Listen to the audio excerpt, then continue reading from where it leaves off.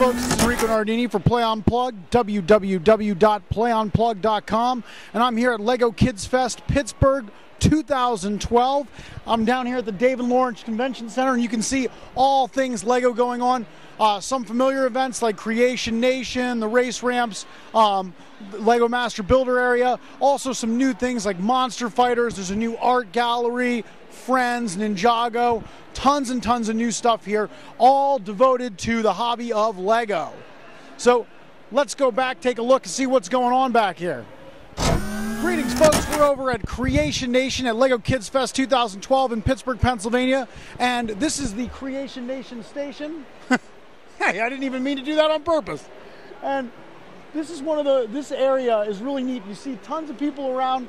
They're building all kinds of things, and fundamentally what they're doing is they're taking one of these flat Lego platform pieces and a bunch of Lego bricks, and they're building something to put on this large mosaic piece. It's the size. It's probably the biggest event here, and it's shaped like the United States, and so each person gets to put their own little stamp on their trip to LEGO KidsFest. It goes right on top of there. We'll see if we can get a closer look. Greetings, folks. Enrico Nardini for PlayUnplugged.com.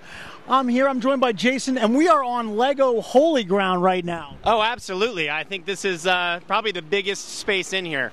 This is kind of an unorthodox camera setup, but it's for a good reason. If you see in the back this beautiful city that's building up behind us, this is for Creation Nation.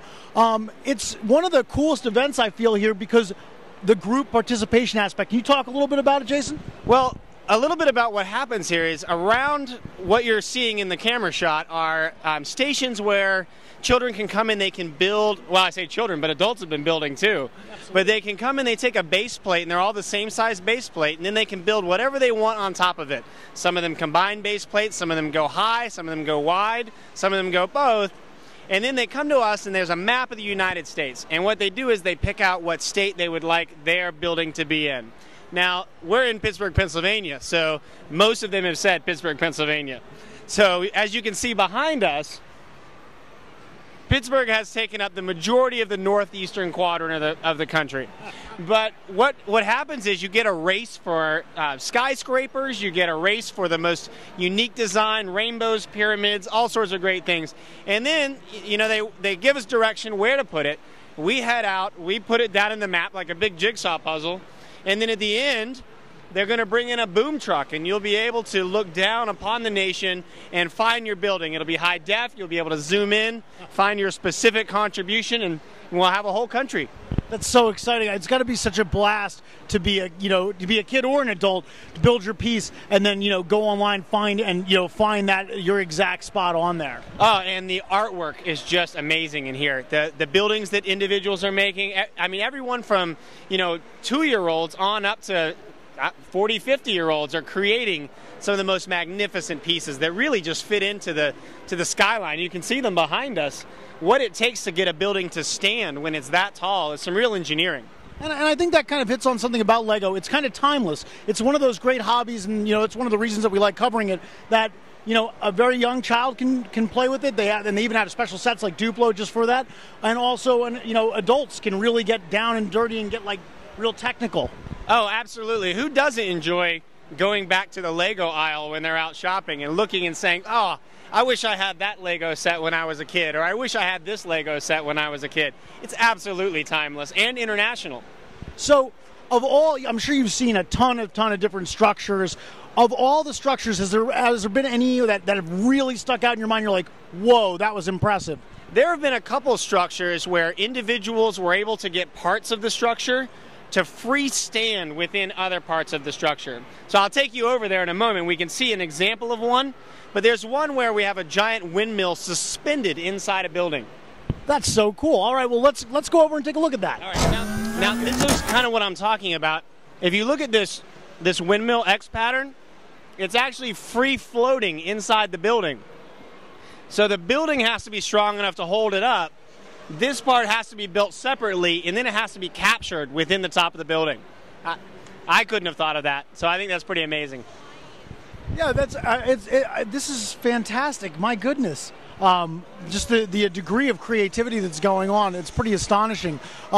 Jason, do you have any parting words about some advice for people who want to contribute to Creation Nation? Oh, I would say come often and build as much as you want. We have so many bricks here. If you look around in the different bins, you can find all sorts of different things to do. You can even use these base plates creatively, up off the ground like this, and really just wow us.